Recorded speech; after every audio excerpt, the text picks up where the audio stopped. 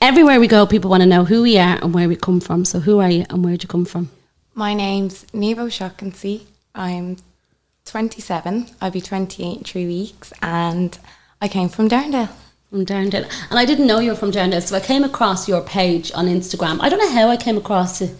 I think I actually started following you. Oh, right. Yeah, and then you started coming across me, if that really? makes sense. Yeah. And then I didn't realise that you're from Darndale. But Niamh, just to take it back, and I know we're here to talk about a very specific reason, but just take it back, talk about what was it like growing up in Darndale. Who's in the house? So there was me, my mum, my dad, and my 4 siblings. So Jonathan was the youngest. He was the only boy, the golden balls of the family. So there was literally 4 girls in one corporation room. That's tough. It was tough, but you know yourself, the memories, the giggles, when you think back now, you think, God, like you'd love to go back now, but it was very tough in the mental health, like, because I was very OCD, so I've had my fair share of breakdowns in the room of just not coping with space, so it was quite tough. My dad being very strict, wasn't allowed out until my chores were done. I was in before the street lights were even on. Just very, and I see now why he was very strict, if you know what I mean. And my mum was very tame, still is very tame and placid, and like, real, how will you leave them alone? We were always made to know the value of money and respect others, and also work from, we were 16, we were sent, like, if you want what you want, you'll go and you'll earn your money and you'll get it. We're not going to keep providing for your luxuries, basically, yeah. So we were taught boundaries, I suppose, and it's really, I suppose it's benefited me now, I'd say, yeah. Back then, I thought we were ruining my life. Yeah, of course, yeah. You want to be out with your friends, and 14's when you start kind of drinking and all that, so, yeah, I wouldn't say I was the quietest teenager now. I liked to, go to the fields and have me drink, what we all did. Had a great bunch of friends, I did. And we were teenagers, and then life got older, and now I wish I was back there again, because you don't understand the meaning of responsibilities until you have responsibilities. But yeah, no, I was always very grateful for my parents. I always felt very different growing up. In what way? Very different in that I seen the world differently. I seen anger in people, but I seen why their anger was there. I always seen the beauty in life from a young age, and everyone thought, people now still think I've lost my marbles, but I just think I'm very down to earth. I'm a very old soul, and some people can take it up in a negative kind of way or a really positive, inspiring way. But either way, I feel the people that bring up in a negative concept is more like secret envy of, how is this girl still so kind and like outright to people with all that she has been through. Like, I have been knocked to my knees from the age of 15. I got my first psychiatric admission. I felt it, like I said, I didn't feel different. Everyone thought I was weird or, loved life too much, and not in the sense of outdoing things. It was like just being present, just being in the moment. If I seen someone go by, an addict, and people like, oh, the junkie head in them, I'd be like, but no one knows. Like, no one just wakes up and decides I'm going to take heroin one day, so why judge them, And then as life went on, things just kept trying to knock me, but it just made me more kinder. And I don't think that's why people think I'm mad, but I know there's a purpose behind it all, and I will reach that purpose. I feel like when I'm 30, for some reason, 30's in my head, I'm going to reach that purpose. But for now, I'll continue to just walk the path that's there for me, believe in my faith, and keep on thriving, and not let any negative energy kind of knock me back. Like, I allow myself to feel it, and I understand it, and I accept it, but I don't let it regress me, if that makes sense, Tell me about the episode when you were 15. So basically, I was sexually abused as a child. Okay. And I was holding it in, and I kind of turned to drink and cannabis and being a normal teenager. But then it started playing on my mind, so my behaviour started getting out of control. And then my mum and dad, you know, like, they couldn't get the reins of me. They had 4 other kids to look after. They had to go to work, pay the bills. Like, and it wasn't easy, like, growing up in Darndale. Like, it was just, it's a very vulnerable area, you know, brilliant community, but very vulnerable area if you want to get your hands on it. And so then I just kind of kept smoking cannabis, and that made me very psychotic. I got my first admission, but in that admission, I had an episode where I went psychotic, but what happened to me replayed out of me, if that makes sense. And it was the doctors that had said to me, mum and dad, like, she's been sexually or physically abused. Like, we need to investigate this. And my man had, like, lost shit. They were like, Jesus Christ, no, blah, blah, blah, blah. But it was me being scared to be truthful. The truth came out then, and it was like I couldn't cope with the shame. I couldn't cope with... I felt dirty inside me. I felt like I was the one. But back at the time when it happened, I was 8. I knew it wasn't right, if you know what I mean. I'd call it more like I was molested rather than raped, you know. But it stuck with me. So then I suffered with my mental health bad, hugely. I got that bad where I was put to an acute unit at the age of 16 down in Galway for 26 weeks. But my mum was losing her mental health. I was her baby girl. I was one of her baby girls. We're like, what is going on? Of course, like any mother would. Like, now that I've my own little girl too, I'm like, God, I'd love to, like, I can't thank my mum and dad enough now, if that makes sense, you know. I see how safe they were trying to keep me, but it was just like all this evil just kept attacking me. It was like someone was trying to knock me down, but that's still my response to that psychologist. I said, but that little boy didn't see that from nowhere. I said, I can only imagine what he went through to think that that was okay to do to me. And they were like, you're 15 and you're telling us this. And I was like, but like, that's just how I thought. Like, it wasn't that he wanted me to feel any pain. He was a child himself. Like, how old were you and how old was he? So I was only going 8 and he was 12. So I know they were in their senses, but at the same time, where did it come from that he thought it was okay to do this? Like, that's what I thought. His mum and dad were heavy drug addicts, you know?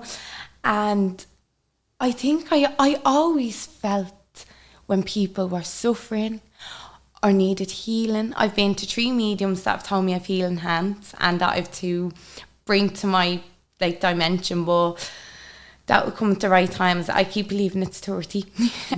I was told to do Reiki healing as well, that I just, you know, that I wasn't recognising my own abilities. But as time went on, as I was getting older, I hit 18. And I met my kid's dad, and I thought, oh, my world's falling at my feet. He was the man of my dreams. He was everything. And now that I look back at it, I was a vulnerable little girl looking for the love that I never got, because my man, dad, very black and white. I call it small town syndrome. You know, you be grand, get up, or I'll give you something to cry for, but they'd love you with all their heart, you know. It was kind of that tough love. I think, you know, them vulnerable areas, it's just, as I say, it's small town syndrome. I think you're right. I think what we're saying here with that is that, but I think what you're saying there is that with the areas that we're from, and they are vulnerable areas, and look what's happening down there right now, is that they had to be tough with us. Or you had to know how to protect yourself. Like, it was, if someone hit you, get out and hit them back, you know. It was never like, oh, if you came in crying, I'll give you something to cry for, you know. It was always that. Or I think they were just very hard working parents in them areas, just trying to survive. And I feel that. I totally feel that now. Like, I feel it. And now I look back at my mum and dad and say, how did you do it with 5, you know? And then you nearly realise how your life became the way it did. I'm very proud of my mum and dad, like, because, you know, like, we weren't the strongest family and we weren't the closest family, and none of us ended up on drugs or anything. Like, my eldest sister went to Canada. I'm a medical mother. My other now she has autism, so she still lives at home with my mum. She'll never leave me mum. And then my other sister, like, she's in town with her own home, 2 kids. She's 23. And then my brother, he's like, he does welding. He's went to college. He has a partner that's doing great as a social care worker. Like, it was like we realised why they were that strict to teach us, and it's only now we've seen it. Whereas if they let us go down that route of, oh yeah, like, stay out drinking, like, they're not calling us in. And I've seen it with some friends. Like, I've lost some friends at a really young age from addiction, and it's like, you kind of sit back and say, God, that could have been me, or suicide, or anything. And I thank God for a second chance at life, if that makes sense. Like, my sister has found me, I'm going to be very truthful here, hanging. And, you know, I'm like, how am I still here? How have I been kicked down so many times? And then when I fast forward to my relationship, like, that was just such a toxic relationship, but I was just a vulnerable girl craving love and thought I had the world at my feet. And when your sister found you hanging, where was that and what took you to that point? So I remember as clear as day, I was only going on 18 and was in my bathroom. And I got myself caught because I actually posted a little... Do you know, I thank God that I can nearly smile about it now. I posted a little postlet under the bathroom door. So she obviously came up the stairs and was like, what the hell, what's this? Like, and she was banging on the door. But I remember everything was going fuzzy at that stage. But as you know, a corporation house door is not easy to get through. So I remember banging and banging and banging, and her coming through, and but I remember when I got to the floor, it was like my whole body just collapsed. Of course, she rang an ambulance or whatever, blah, blah. But my oxygen was only at 80, so I was going. And I don't think, like, even then, like, she's never dealt with any of that trauma, what she's ever had to deal with. Or she's never got to, and I've always, like, said sorry for what you've had to see, or sorry, like, because she was always the mammy hen of the house. My mum and dad were out working. We were the 2 eldest. We were the ones responsible to have a dinner cooked and the house cleaned for when they got home. You know, there was even a message like, make sure this, that and that is done before we get home. And you can only understand, they're out working every day, trying to give us, we never wanted for nothing. Always got what we asked. We might have got it there and then. When our birthday or Christmas or whatever came around, like, you couldn't even walk into our sit room. So I could never fault them for that. But I think it was the emotional support in a family that lacked. And it's nothing to be ashamed of. I think it's something that's not spoken about enough. And again, I think it all comes down to the very black and white thinking. And it's only now that everything's being labelled and looking into emotion, you realise how sturdy and strong our parents actually were. You know, it was just a generation. But if you were to talk to them now, they're still the same.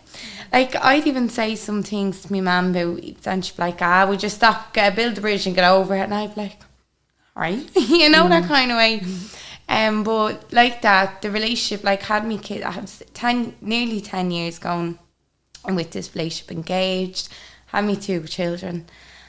And it was toxic. I knew it wasn't good.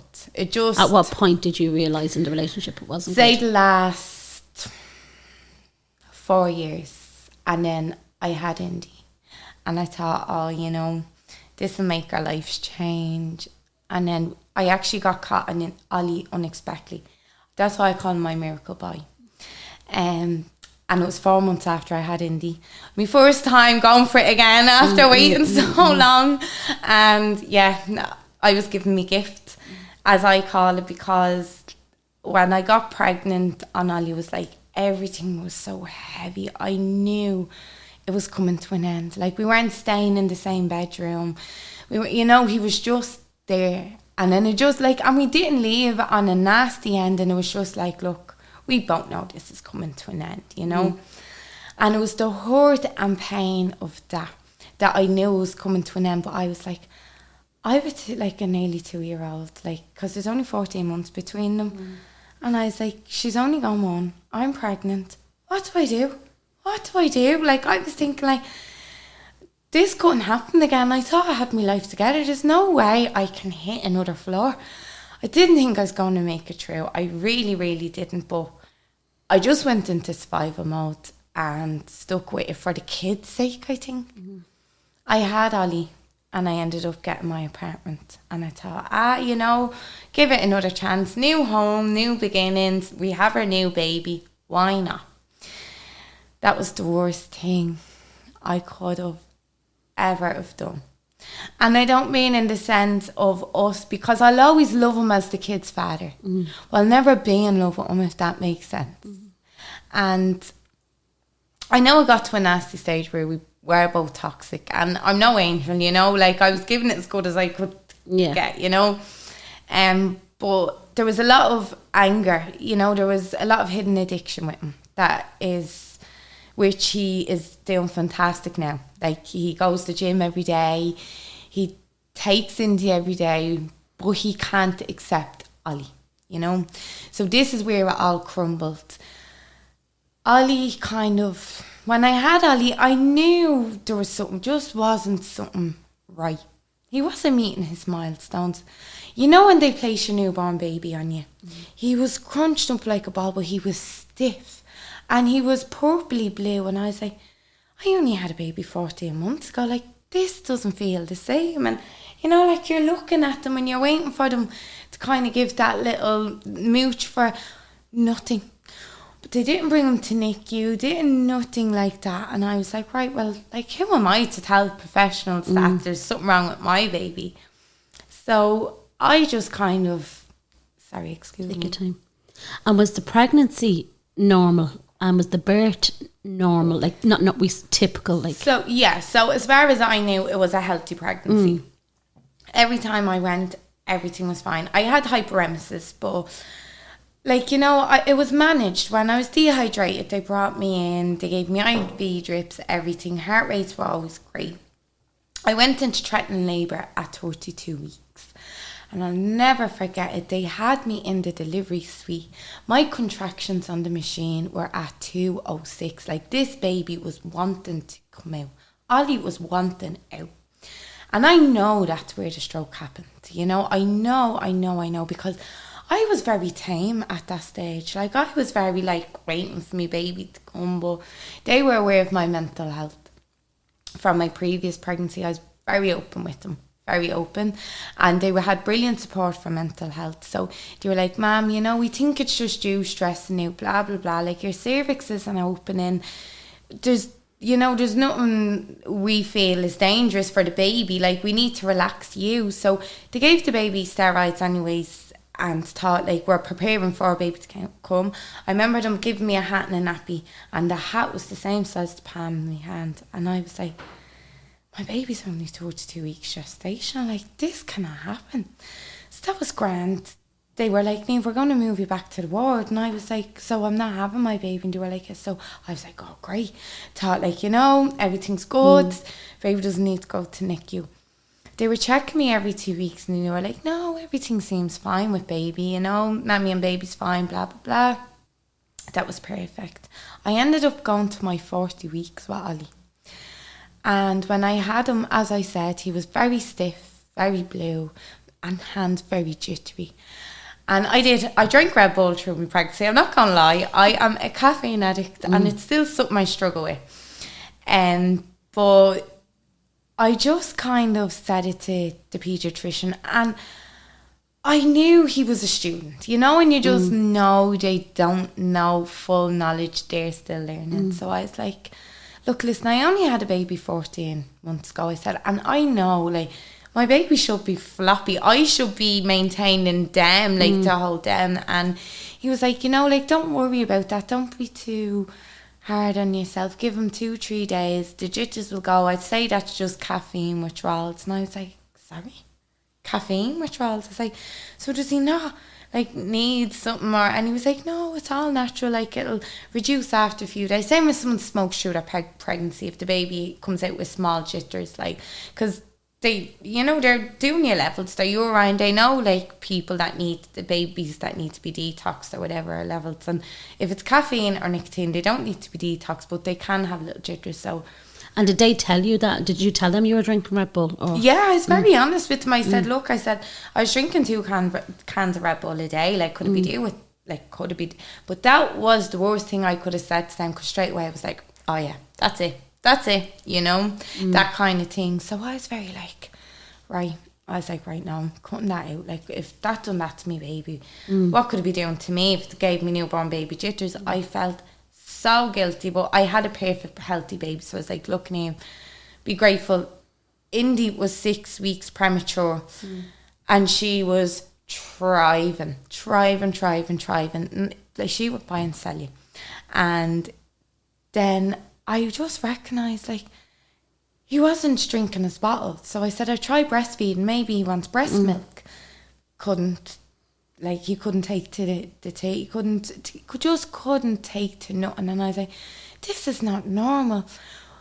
And my partner then, like, their dad used to always say, he's crying since he came out of the rotunda, and he'd be like, that's not right. Something has to be wrong. And I'd be like, would you stop? You're just an overstimulated dad. We've 2 kids under the age of 1. Like, well, Indy was 1, she was 14 months. And I was like, give us time, blah, blah, blah. And then I'd be like, you deal with Indy and I'll try to deal with him. But then it was getting to 3 months, and I was like, right, I'm starting to feel very worn out.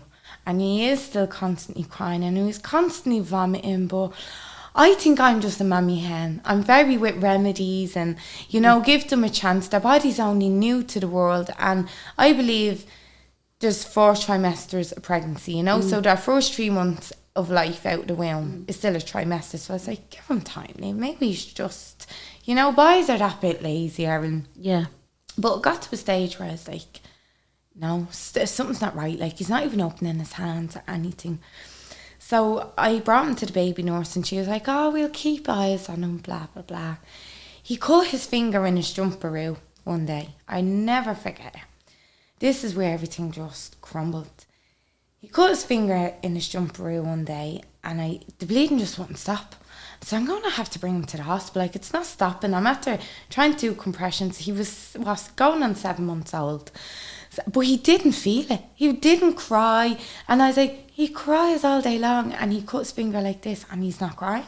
I was like, I don't think this is right. Like, so when I brought him into the hospital, they weren't concerned about the bleeding finger.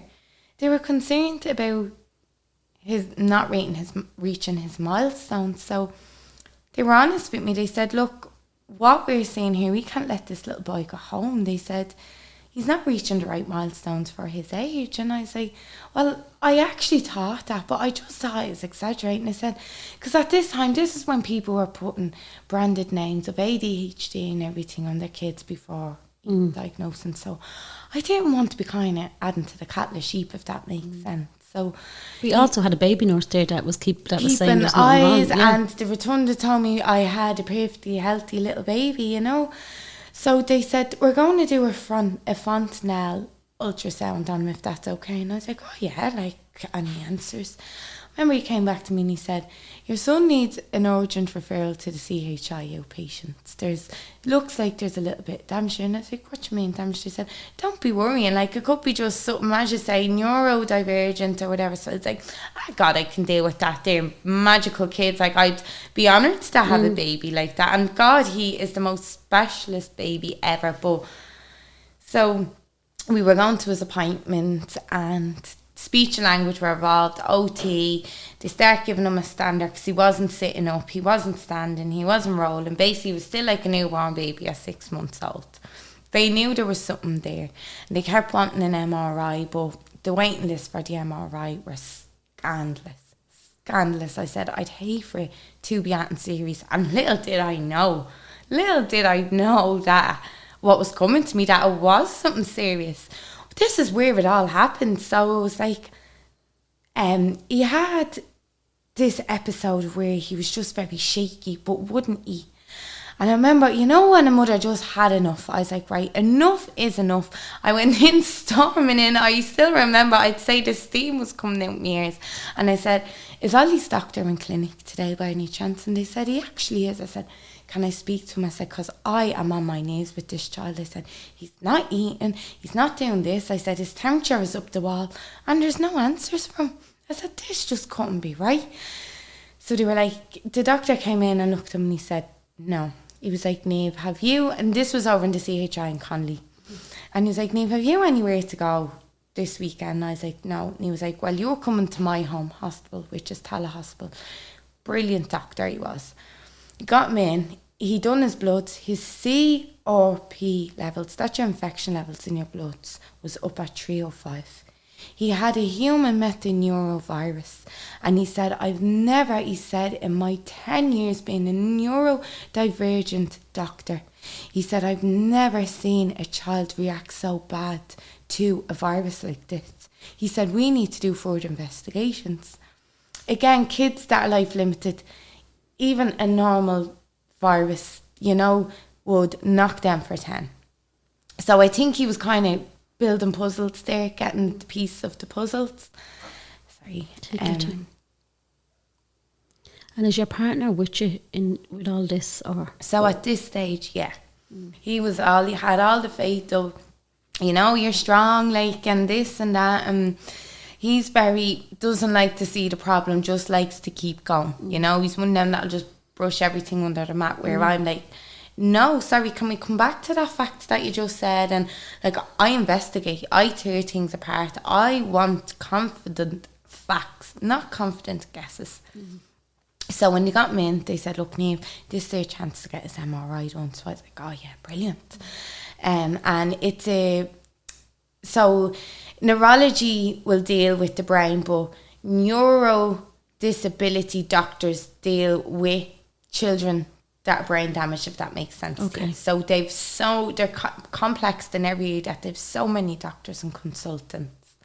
And I remember him saying, look, so Tala only has one little ward for children. It's an adult hospital, so it was an adult neurologist doing this brain scan.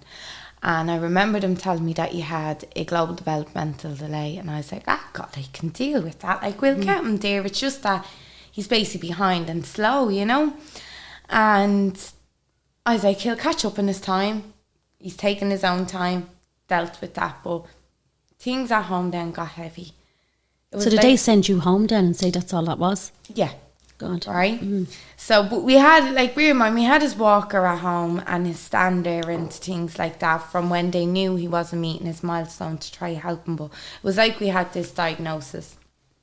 So we knew what we were dealing with, really. So we know they were like, you know, like the severity of global developmental delay, like Ollie's would be quite severe. And I was like, yeah, no problem. They were like, you know, don't get hopes that things will happen quite soon, probably when he's 4. And I was like, look, listen, once I know my child is okay, that's all that matters. And he was like, you know what? He said, if all mothers had that attitude, it'd make our work a lot easier. A lot of mothers panic. And with things like global developmental delay, they think it's this, but it's not. They're just globally delayed. They're delayed in more than one area. So I was like, no, I'll get him there. I was like, if I have to screw a curtain hole to my wall and stand them there for 5 minutes a day, I will. So, you know, they were kind of just laughing at me saying, you do your thing and get them there, because it's always the determination of the mother and the love that the parents give to the children that drives them. You know, and their determination that's inside here. So as time went on then, one night he had a really bad seizure. And for some reason, I didn't panic. And I was like, I need to ring an ambulance. I said, this is a seizure he's having. But it was like something was just over me. And something was just saying, time it, write down things. So bear in mind, I've never experienced a seizure before. And here I am like this. Because I swear on the Holy Bible that I just felt something here with me. Now I have 2 granddads that are passed. And one I always called Dad. And my mum was epileptic, and it was her dad. So it was like, it was just like, as I say, some call it coincidence, I call it fate. And the ambulance cat, oh God, you were here in 2 minutes. I never seen an ambulance come. They gave him a buccal midazepam. That's basically midazepam in a pen, stops the brain from activity, and he started coming back around. We brought him into hospital. And I remember sitting in A&E, and I remember his CDNT doctor coming around and saying, Niamh, do you mind if neurology here have a second opinion of Ollie's brain scan. And I was like, oh God, yeah, of course. Like I said, you're not going to find that different. Like a picture is a picture. You know, like they didn't do any new scan or nothing. And then when I seen the professor come down in Temple Street to A&E, I knew something wasn't right. The professors do not come to A&E. Their students or their colleagues, not even their consultants, are hard to get to A&E. Yeah, if they're there and they're well aware of the child in the CDNT clinics, they might pop down. Very rare. It's always Reg or that runs A&E, you know. You kind of you get to know the system because they're so long. It's like they know us by name now. They're like Ollie, you know. But it was like, when I seen him, he was just like, this is not the time and place to discuss it. We'll get you up to the ward, you know, you're being admitted. And I was like, no, I don't know none. But I'm going to go back. So my relationship had ended when Ollie got the developmental aid. He just couldn't deal with it. My partner just couldn't deal with it. And that was okay. So bear in mind, I was a single mom at this stage. I was going through a breakup that I was planning to marry, a man I was planning to marry, had me kids. Like I was grieving my relationship. So here was, no, I said, well, were you on your own in A&E? I was on my own, sitting by myself. I remember ringing my ma. My hand was shaking like this. I said, Ma, I need you in here. I said, I have a meeting at 10 o'clock in the morning. And they said there was 4 brain abnormalities found on Ollie's brain. I said, I need you here. She said, oh God, yeah. My ma sat on the other side of the bed. No, it just wasn't phasing her. I don't even think she just be, he's going to be grand. I'm like, Ma, he's life limited. She just doesn't. And you know what? I'm starting to think, does my ma see something I don't, because he's made it to nearly 4. But anyhow, when I sat in that room, and I remember his CDNT doctor kind of popping in her head, and she was like, Niamh, and I was like, oh yeah, this big brave mask that came on, and I was sitting there and I was ever so ready for it, and I was like, no. The neurology walked in, and then 2 more doctors, and then a CDNT, and then 3 students, and I remember just go, why is there so many doctors, sir? And you're like, just relax. And the neurology just looked at Ollie and smiled at him. And I remember he had that big, bright smile on his face. And I just looked at him. I said, what's going on? He said, look, Ollie has 4 brain abnormalities. And he has a significant amount of brain volume loss. Ollie had a stroke at 32 weeks gestational, and he has a premature brain that hasn't grown since. I went into premature labour at 32 weeks. So I sat there in anger, and I said, what? I said the redundant told me there was nothing wrong. He didn't need to come out with that. But he said, look, I'm not going to vouch for any other doctor. He said, I'm telling you what I seen as a neurologist working in Temple Street over 40 years as a professor. I am telling you that them abnormalities are there. He also has level 5 cerebral palsy and severe epilepsy. So my first question was, I said, so what does this bring for my son? Hear me, Maris, I'll never forget. She was sitting at the side of the bed. Ollie said, you're grand, aren't you? And I'm there saying, Ma, are you hearing these doctors? So I turned around and I said, so what does that bring for my son? What quality of life does this bring to my son? Like, is there a time limit for my son? And I remember he just put his hand on my shoulder and said, Miss O'Shaughnessy, we'd love to have that answer for every parent that asks us the time expectancy. It's just day by day. And I remember my whole body just went, so you mean to tell me my son is going to go? And he said, unfortunately, he's life limited. And it was like the brain abnormalities weren't even hitting me. It was the whole, I said, he's too happy. He's too much determination. They said, these are his good years. He said, hold on to that. Try do what you can do now, he said, for this boy, because no one can determine. It could be next week, it could be in 5 years, it could be when he's 15. Either way, most likely, he won't see his 20s. You know, the majority of these kids go very young, you know, and I don't let people sugarcoat it, because I don't need PE, but people need to know the realistics of it, and they need to stop sugarcoating, saying, sure, look, he's grand, this and that. People still don't recognise that Ollie's still in hospital, because I still get on with my positivity. I don't mope and say, my poor child. So I remember I was like, this warrior came inside me and I said, no, my child's going nowhere yet. And bear in mind, like, I was going through a breakup. I was after telling his dad, and his dad's like, he's my son, he's not going anywhere. I said, no one's getting this here. So I remember going into the chapel to Temple Street. And I remember the book of remembrance was took out the case. And I was like, right, a child is after passing, and I'm just after being told my child has a life-limiting condition. What way is God working?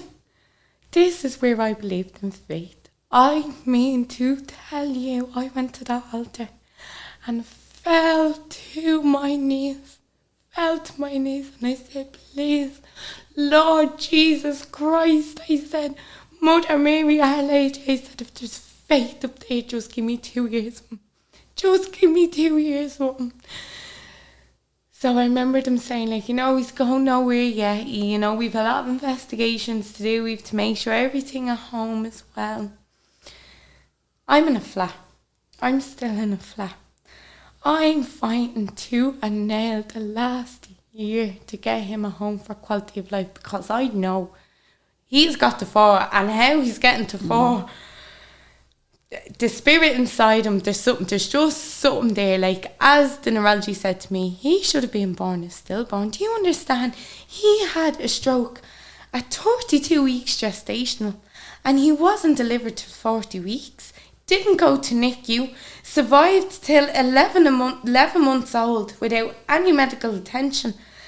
And he's lying there in the bed with a big smile, laughing at me because I was crying. Like, he turned to me and just started giggling as if to say, Ma, will you shut up? I'm the one going through this. Like, so I couldn't even be sad around him. I didn't want to be, but my heart broke, and that's why I fell to my knees. But it was like something came above me, and it was like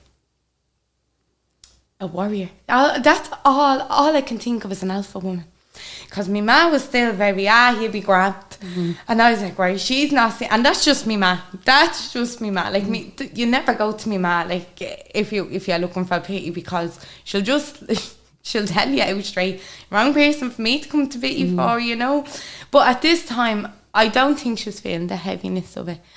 I don't think she got it. And how could I expect her to get it? Because no one will ever feel the hurt or pain until it's 1 year old. So I went into this whole striving of wanting to get Ollie to stand, walk, everything. And I was like, no, he's not going anywhere yet. And then he was striving. I was like, no, he's proving everyone wrong. Up until last year. And I was fighting for the house. Like, there was mould in the apartment. I can't get a hoist in the apartment, like a zip hoist in the apartment. I can't get a shower in the apartment. You know, like, his 8-foot hospital bed is taking up a whole room. And to look at a room, not even being superhero bed covers, like, don't get me wrong, you still can get the bed covers now, but it's a hospital bed. The realistics is my child's going to die in that bed. You know? I could wake up one day, and that's my fear. Every morning I wake up, all I hear is, Mama, Mama. When I don't hear that, my heart drops. And I do say, and it's awful, I do say, Indy, will we go in and check on bro, will we? Because I have fear that he's going to be waxed away and just no breath. And I know that day is going to come, and I don't need anyone to tell me any different. But I will keep striving, and I'll keep going to meet his goals until I know. Palliative care team tell me, look, Niamh, we're at end of life. And they know up in the hospital, they do say to me, God, Niamh, like, you should be working in this profession yourself. But I do say to myself, I see the determination in him. I see the spirit in him.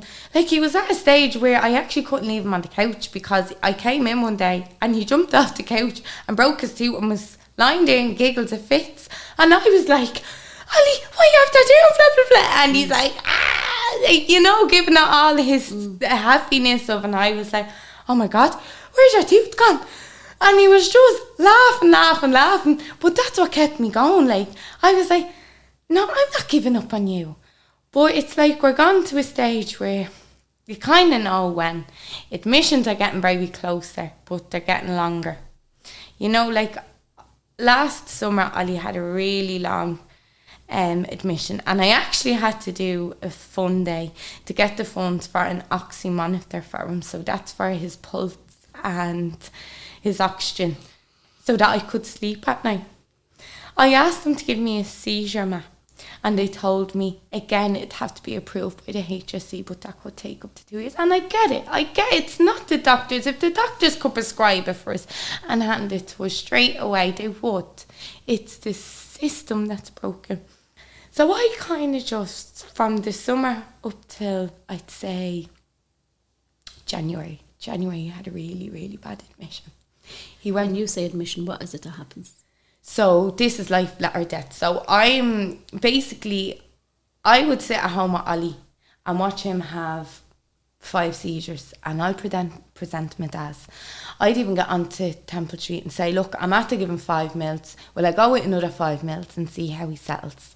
And they'd say, Niamh, if you feel confident. And I'd say, yeah, I do. So if he doesn't come around, I'd say, right, he still sees and ring the ambulance.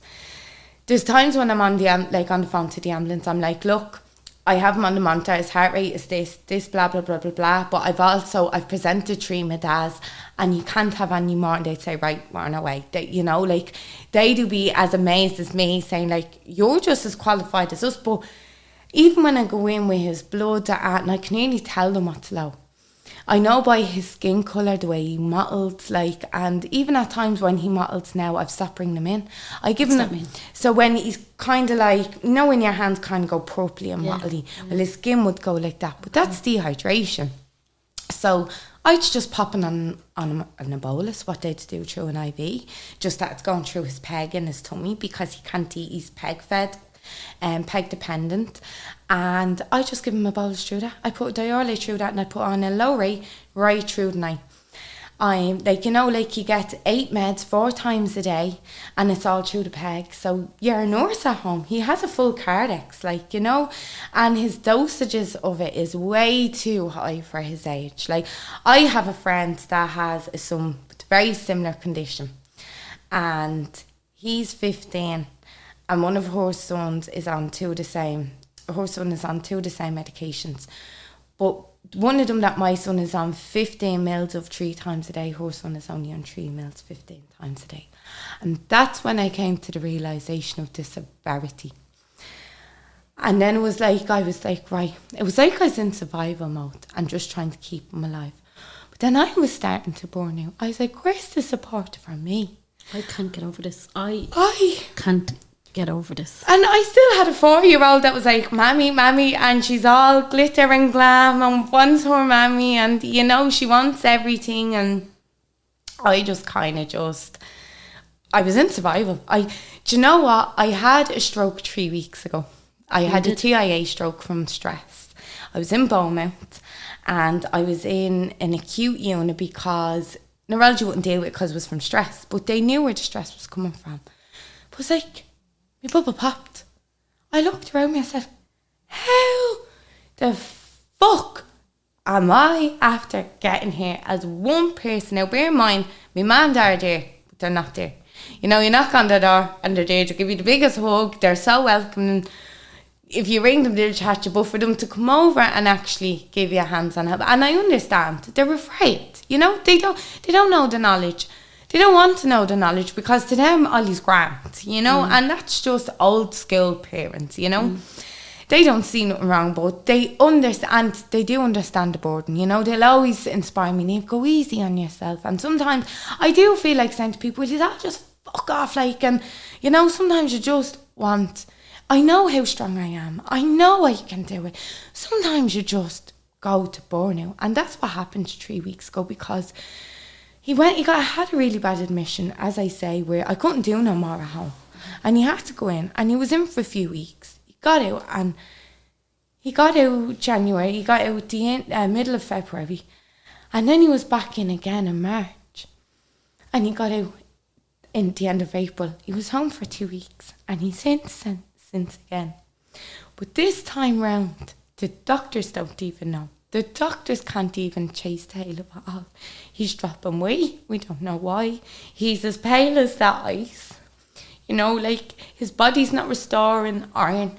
And that's a huge signal that his inner functioning body is just naturally going to rest, if that makes sense.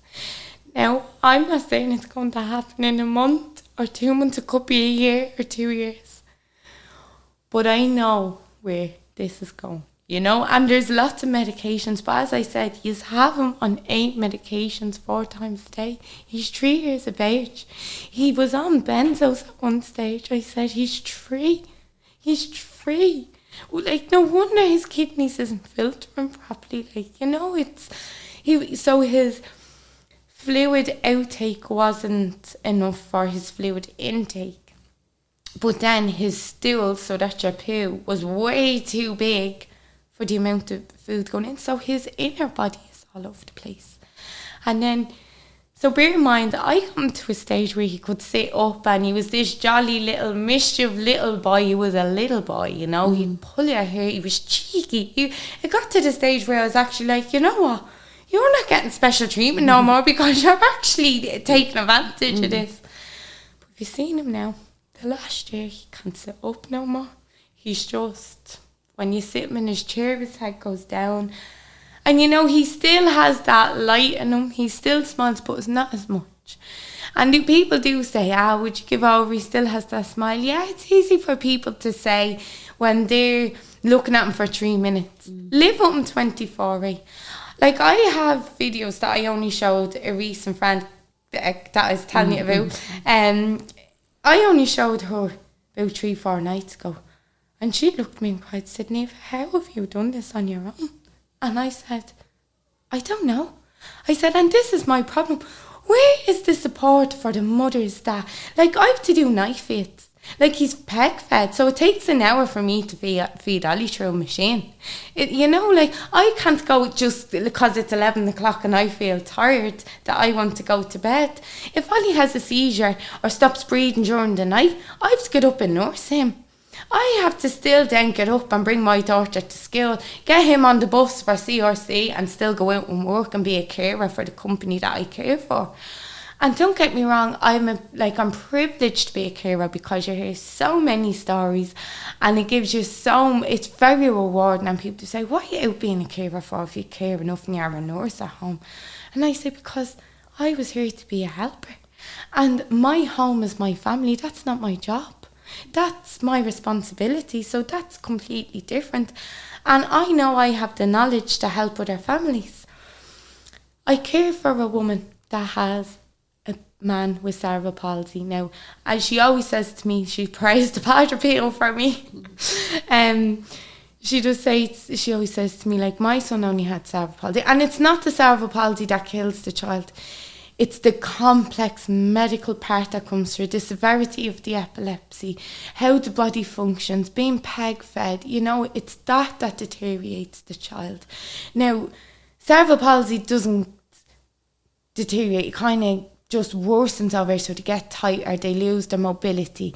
But I was told Ollie will never walk, and anyhow, he'd be fully wheelchair dependent, and he'll, like, you know, they were amazed that I got him to sit up and all. So I'm going through a grief. And as I said in front of my GP one day, when this was only a few weeks ago before I had the stroke, I said, why is I have to put all this work in, me by my own, one parent? I said, fair enough, Ollie attends Laura Lynn Hospice. Brilliant charity, amazing charity. I cannot knock them. He gets 2 nights respite a month. But for a single parent start doing it on their own, bear in mind, I don't drive. So I'm dragging his suitcase and his boxes of syringes and everything else on the bus or on the Lewis or paying I'm saying, right, do I lose out on a nearly full week's wage because it's €160 to go over and back in a taxi? And I'm like, where's the support for parents? Like, all the support is there for the child, even the sibling.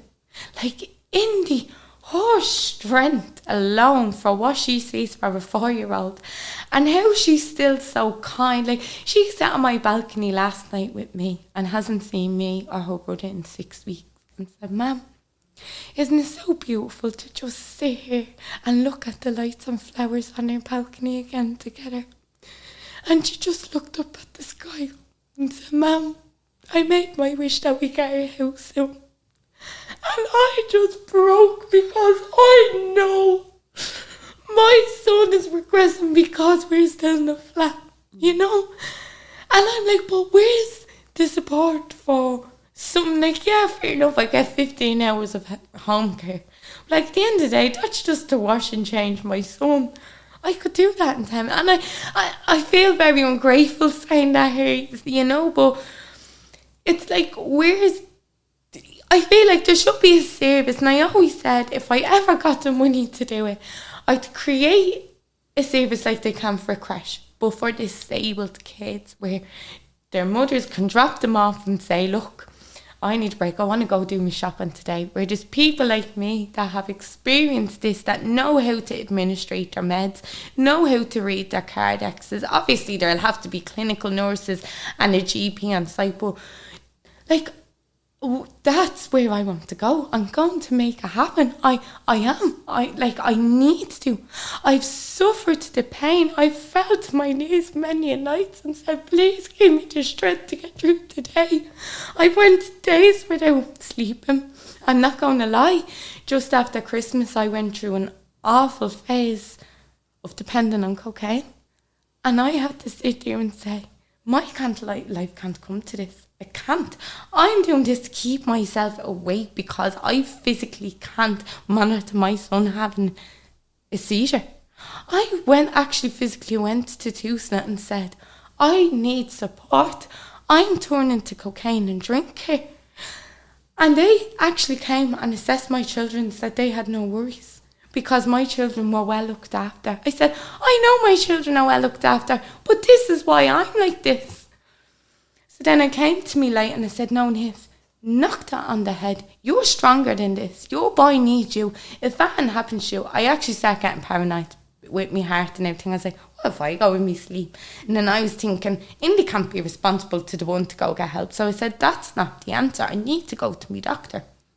So I went to my doctor. It's very truthful with her, very truthful with her. She said, right, look, I'm going to start you on this medication. She said, and I'm going to, like, the cocaine was out of my system, so she knew I was coming up every day for 2 weeks giving her urine. It's very true, because I wanted to do this for me and my kids. It wasn't about anything. And this is my first time touching cocaine. And I remember when I said it to me dad, he turned around and he said, I'm actually proud it took you that long to do it. He said, but I'm disappointed that you turned to it.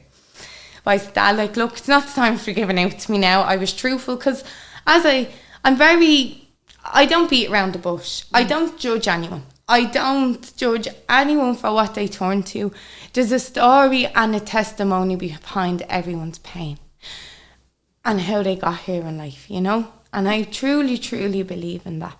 So there's enough addiction in my family. I said, I ain't adding to that. So I knocked everything on the head. Went to my doctor. She tried to give me these tablets. They were making me feel even more sleepier. I went up to her, I said, do you actually understand what you're doing here? So she's like, look, Niamh, I'll give you some melatonin. She gave me melatonin and Phenergan. Best things I ever got off on the milk cart. So grateful I actually don't have to pay for them. Well, I did at the start, and then I got hardship because I'm a medical mother. But sure, look, very grateful for that. And I remember just sitting in front of the doctor a few weeks ago, and I said, why is it I have to put all this work in and all this pain and heartache? I said, all this beautiful compassion, and it is like nearly an art in them that you see, you know? It's beauty. I was like, for him to go on me anyway. And all her answer was, I know it's a tough situation. And I was like, I just blew. I said, a tough situation. I said, what would you know? I said, you have the privilege to go home to your healthy kids in your big house, I said, and coming in here. I said, I'm struggling. I'm going home to go on my hands and knees, I said. And yet, I'm still so kind to everyone. I'm still the first one to reach out. If my son was having seizures, or he was unwell, or he was tired, or he was this or that, I'd still be like, don't be worrying, come up with the kids. And I'd not, because I understand pain, I understand struggle, and I always put mine aside to help someone else, because I'm like, a problem shared is a problem solved, you know? And I feel like a lot of people in my lifetime have took advantage of that. So all I need is me and my 2 children now, and I feel like I'm starting to grow now, if that makes sense. I've found my purpose of life, and I know it's to heal and care for people. I know that ability is there, and as I said, one day I will get, you will all see me one day opening up a creche for specifically disabled children. Now when I mean disabled, I mean life limited complex children. A day centre for them to go, be dropped off, and their mothers don't have to worry, because there's not enough of that in this system. And then we're going taking vulnerability over your kindness because we're just begging for support. You know, like it's nearly like you're craving it. But I will tell any mother out there, do not be afraid of the loneliness. That's where your strength is. You know, you stay kind, you see the faith. Let people have the negative output, because there's so many people that see the inspiring side of it. It's hella hard, but they're not alone, and there's just not enough support for us mothers out there. They'll support the child. What about the siblings? What about the parents broken? What about the single mothers that have to do it as a single parent? Like myself. Like, I went to 47 kg when I had that stroke 3 weeks ago. That was a scare factor to me, to be like, right, now is the time to make What a happened difference. when you had a stroke? So the hospital, they kicked me out. They were like, Niamh, go home for a rest. I'm one of them that I be falling off the chair, won't leave the side. And they're so used to me like that. They're like, use this as respite. And I'm like, I will not. So I'm going up to the hospital, coming back to Indy, trying to see her, getting her to crash, trying to keep the home running, still looking after Ollie, and I'm forgetting about me. I wasn't eating, I wasn't drinking much, I was losing weight. And I remember going home when they told me to go home, and I remember the doctor saying to me, Niamh, will you go get medical attention? And I knew what she meant by that. I knew she could see me going so thin. So bear in mind, I'm 52 kg now, and I was 47 back then, so even I'm thin now, but so I was even thinner again. Like, I was seeing the things here, and I was like, no, I don't want to be able to not lift my son. Like, come on, Niamh, you can do this. Again, went to the chapel, felt me knees, asked Lord for mercy, I suppose, if that's what you want to say. Had my Mauritius medal on me all the time. And I just went home, and I remember feeling really dizzy. But my head started twitching to the side, but I couldn't control it. But the more I was trying to pull it, this side of my face was going down. And I started getting tingles in my neck going up into my head. But everything started feeling fuzzy, as if everything was like... But at this time, the riots were going on at Coolock. So when I rang the ambulance, they said, look, love, you're quicker going getting a taxi if that's what way you're feeling. They said they do sound like symptoms of a stroke coming on. So I was like, oh, here. Went and got my son's oxymanter, only for I had like... It's like a hospital at home, man. Even my friends will tell you, if you're looking for and even to a Nebs, go to Niamh's, you know.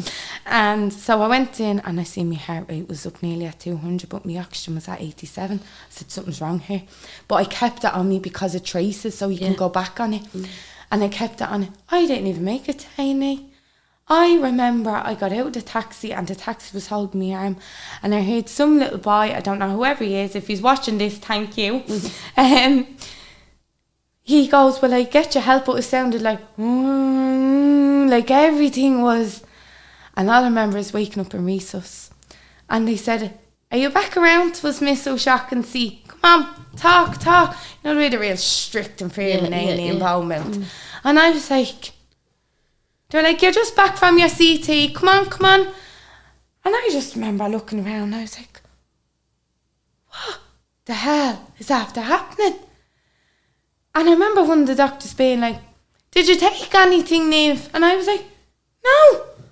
And my speech was real, no, like it was very slow.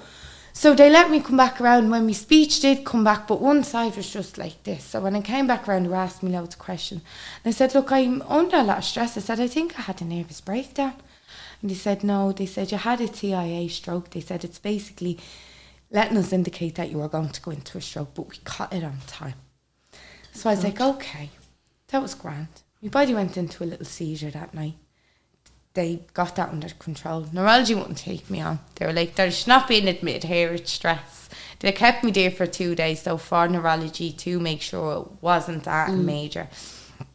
And that was fine. That was absolutely grand. And I went over to the acute unit, the Ashland Centre. And I remember seeing Jamie, and she just looked at me and said, Niamh, I think she thought Ollie was after passing or something. She just said, Niamh, what's wrong? I said, I'll be okay. And she said, Niamh, what's wrong? And I remember her and her mad was stopping, and I said, and the security guard and nurse with me, they were like, do you know? I said, no, I do, I know them. And I just remember saying, I will be okay, but will you take me post-in for me? And she just, I could see the thing, just the blood draining from her face. And I just kept going. I remember looking up in the sky and I said, this is this time round. I'm going to find my faith and purpose. This was meant to happen to me. And it did. It made me realise there's not enough support out there for us. And that's the danger it can get to. But if that did go any more serious, who would Ollie have? Who would Indy have? Their dad isn't there for him. Not that he's not, but no one can take on the responsibility that I do. So that frightened me. When I was I was only in there for 10 days or whatever, but it made me do a lot of thinking. It made me get my gratitude again. I don't even think that I needed it. I think it made me wake up and say, you're one of a hell of a woman. And I don't mean to be boasting here, but it's like, people used to always say to me, and I'd be like, would you stop? I'm doing that and I knew their mother would do it, and which I am. But I think my purpose now of why I share so much now on Ollie's page is to show that if someone is a single mother going through this, you're not going through the pain alone. You're not. I promise, I feel every inch of it. But I just believe what you give out will come back to you. So I could go around angry. I could be going around, my child. But why? That's only going to upset me. That's only going to make me angry. That's only going to make Indy look like she has to go around and be angry to other people. What will that kindness, will that teach her about kids with disability? What is that going to teach other parents? That's just going to make people look like I'm a grieving lunatic. You know, all I say is, look, it is what it is. God will take him home when he's ready. And I'll just enjoy every moment from now on. I'll continue to fight for a home so he can get the quality of life that he's entitled to and that he deserves and that he needs. I'm not going to lie, it's a hell of a hard of a journey. And it tears me apart and I burn out, but I'll never stop using my voice. I'll never stop sharing my faith, and I'll never stop sharing her story, because there's just magic behind it that I know one day will help other parents. Their children get enough support. It's the siblings and the parents that don't get enough support. Like in this whole crash thing that I'm telling you about, I'd love to have a counsellor there, just that sits and doing that if the parents want to go in. You know, it's a walk-in counsel service. Could be only one counsellor. Well, I'll get there one day. I don't care if it's when I'm 40, when it's 50. Look at Suzanne House. He's 90 years of age and still brasses the door handle. And that was a mother, in fact, that gave their family home to turn into a respite. You know, and there's so much for children, but I want something for parents. Whether it's a unit to come and we mind your kids and there's a little beauty salon, go have a face mask. I want to do something because I've felt that pain. I've been there. I've had to plead mercy. And you know what happens? To give you a bit of respite and say, go on back into the deep end. As I say, you go to college for years. We're thrown in the deep end with no life jacket or nothing and say, well done, keep your child alive, you know? Like, we can only do so much as one parent. And being a complex medical mother is not right. Not right in the sense of the burden we have to take on by ourselves. It's a beautiful journey. I love my journey. I love the knowledge I get from it. Love the beauty of it. But it's hella painful. It's hard. It's upsetting. You have to sit and watch your child cry uncontrollably in pain. And there's nothing you can do. You know, you have to sit and watch him seize and just pray someone's with him and he'll come out with this seizure, that he won't have any more further damage. Like, he got influenza B and ended up really, really, really unwell, where I didn't know if we were coming out the other end from a simple flu that we can fight off with a bit of Lemsip, you know. It's scary, it's frightening, but I'll never stop sharing it in a positive way because there's too much hurt with it all. There's too much anger at the system, and I get it. But try help your voice to help the system. It's not easy being a medical parent. It's not. I won't lie. But if we all shared a bit of our testimony, maybe we could come together in years to time and get to the Shannon that makes something like this for parents, you know? It's not to say it won't happen, but I feel like the heaviness with all this, something just needs to change, because I don't know how I've got this far, but I'll continue to keep going and spreading my grace and sharing my joy and the beauty of life. I suppose that's how my kids are, how they are, but I'll just continue to be me, I suppose. Yeah. And on that note, we leave it there. Niamh, thanks so much. I wish you, I don't have any words for you, but just say I wish you the best of luck with you, Ollie and Indy. I really do. Just wishes, whatever God's intention is, God's intention. We will get what we deserve. And as I said, there's no need to get angry. It'll come back to you the way it's meant to. Thanks, Niamh. Thank you. Thank you.